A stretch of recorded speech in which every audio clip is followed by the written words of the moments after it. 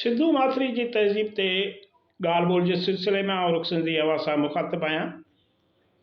पाण गुज़िरियल भेरे हिन ते ॻाल्हायो हो त उन दौर में सिंधु सभ्यता जे ओज वारे दौर में शहरी तमदन वारे दौर में सक़ाफ़ती सूरत-हाल कीअं हुई। माण्हुनि जो नाच, मौसीक़ी समेत पाण खे ठाहिण, कपिड़ा लटा ज़ेवर इन बाबति ॻाल्हि ॿोल कई हुई। अॼु इन ते ॻाल्हाईंदासीं त छा हू मुसवर बि हुया। मुसवर इहे ई कंदा हुया, तस्वीरूं जोड़ींदा हुया, तस्वीरूं ठाहींदा हुया, ख़ूबसूरत तस्वीरुनि में रंग भरींदा हुया। अॼु इन ते पाण ॻाल्हाईंदासीं।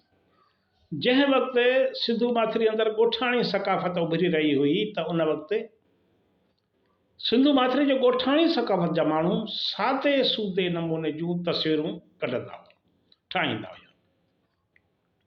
अहिड़ा आसार असांखे आमरी जे खोटराई मां मिलिया आहिनि। आमतौर ते आमरी जा रहवासी हर ॾींहं जे ख़ासि वाक़िए खे तस्वीरुनि ज़रिए महफ़ूज़ कंदा हुआ। हू मिटी, पथर, हॾे ऐं हाथी जे ॾंदनि ते ॾाढियूं सुहिणियूं ऐं दिलकश मूर्तूं ठाहींदा हुआ। हू पंहिंजे हथियारनि ऐं थांवनि ते नक्श निगारी कंदा हुआ ऐं उन्हनि खे अजीब सुहिणे तरीक़े सां चिटनि सां सिंगारींदा हुआ। आमरी मां मिलियल थांवनि ते ख़ासि नमूने जा चिट चिटियल आहिनि। थांवनि जे तरे ते थुल्हनि, कारनि पटियुनि ते लाॻीता ट्रिकुंडा मिलिया आहिनि। ट्रिकुंडनि जे पासनि में वरी ॻाढ़ो रंग भरियल आहे। इहे थांवनि ते चिटियल ट्रिकुंडा चौरनि जी शिकिल पिया लॻनि, जे थर में चौरा हूंदा आहिनि। ॼण त इन्हनि मटनि ऐं नादियुनि ते उन दौर जे रहवासियुनि कंहिं नंढड़े ॻोठ जो नज़ारो चिटियो हुजे, जंहिंमें चौरनि जहिड़ा घर हिक ॿिए जे वेझो ठहियल आहिनि। आमरी जे माण्हुनि इन दौर में पंहिंजे थांवनि ते साह वारनि शयुनि जा बोता या शिकिलियूं कढणु शुरू कयूं। साह वारनि शयुनि जूं तस्वीरूं ऐं शिकिलियूं कढणु शुरू कयूं। इन्हनि शिकिलियुनि में ॻऊं ऐं ढगे जी शिकिल तमामु घणी मिले थी। माना जीअं जानवर जी तस्वीरूं वधि खां वधि कढियूं वेंदियूं, ठाहियूं वेंदियूं हुयूं, उहे ॻऊं ऐं ढगो। इहा शिकिल हरणनि ऐं फाड़नि जे शिकिल खां वधीक बहितर क़िस्म जी ठहियल मालूम थिए थी। माना उन ते वधीक महिनत कई वेंदी ॻऊं ऐं ढगे ते।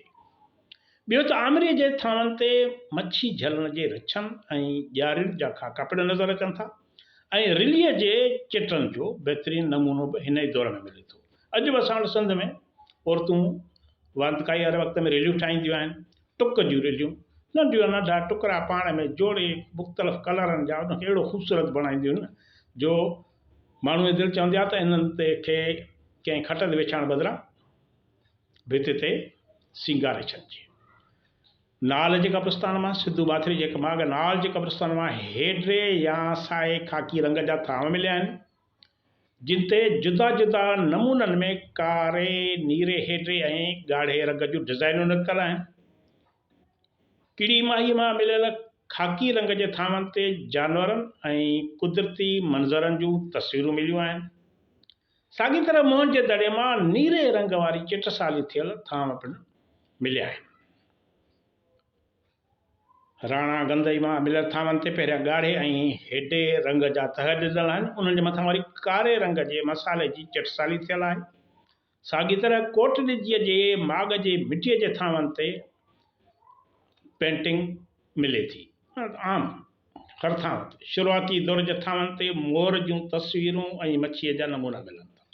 माना माण्हू मोर सां मोहबत कंदा हुआ। ख़ूबसूरत परदो हुयो, ख़ूबसूरत क़िस्म जो पखी हुयो, उन सां मोहबत कंदा हुआ, उन जी तस्वीरूं पंहिंजे थांवनि ते ठाहींदा हुआ। साॻी तरह चांहूअ जे दड़े नवाबशाह बरसात चांहूअ जे दड़े मां लधल मिटीअ जे ताइथनि मां हिकु ताइथ ते ॿिनि हरणनि जूं तस्वीरूं उकरियल आहिनि। मिटीअ जे हिकु ताइथ ते कंवल जे गुल जे मेवे जी तस्वीर पिणु उकरियल आहे। इहा इन ज़माने जी मुसवरी हुई। माना हू के मुसवर हुया, ख़ूबसूरत शयुनि जूं तस्वीरूं ठाहींदा हुआ। मोर, ढगो, कमल जो गुल। अवां जी वॾी महिरबानी। पाण ईंदड़ दफ़े ते ॻाल्हाईंदासीं त भला उन दौर में सिंधु माथरी जा रहवासियुनि जा ॿार रांदियूं कंदा, वॾा रांदियूं कंदा, या सॼो ॾींहुं वठ वठण में लॻा पिया हूंदा पिया, घर ठाहींदा, घिटियूं साफ़ु कंदा हुआ, रुगो जेको आहे म्यूनिसिपल जो सिस्टम संभालींदा हुआ। ईंदड़ दफ़े पाण हिन ते ॻाल्हाईंदासीं त रांदियुनि जी सूरत हाल कीअं हुई, छा हू रांदियूं कंदा हुआ, कहिड़ियूं रांदियूं कंदा हुआ, आख़िर हिन सिंधू माथिरे जे माण्हुनि कहिड़ियूं रांदियूं ईजाद कयूं। अव्हां जी वॾी महिरबानी। ईंदड़ दफ़े ताईं इजाज़त।